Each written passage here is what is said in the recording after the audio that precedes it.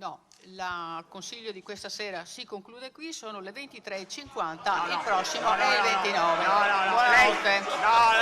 No. Lei 5 secondi me li deve lasciare. E questa è trasparenza. Finisce così poco prima di mezzanotte con le sedute sciolte dalla Presidente Annalisa Talpo il Consiglio Comunale di Cadoneghe, il primo dopo il caos multe scoppiato con l'attivazione di 2 velox lungo la strada 307 del Santo.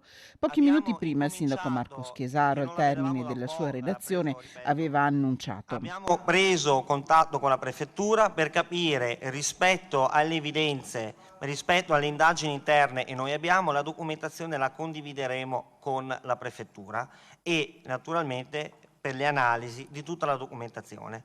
Se ci sono dei vizi sostanziali che possano prevedere una qualche forma di tutela per i multati, io sarò il primo insieme al prefetto ad informare i cittadini e la popolazione. È in attesa di essere convocato dal prefetto il sindaco Schiesaro per fare il punto su quello che è diventato un caso nazionale, un consiglio comunale iniziato con la presenza in aula di molti multati che a metà seduta si sono allontanati dopo aver sentito la relazione dei consiglieri di minoranza, le puntualizzazioni sulla buona salute del bilancio di Cadoneghe e dell'assessore sposato e le considerazioni del consigliere di minoranza, ex sindaco di Cadoneghe Michele Schiavo, che all'amministrazione.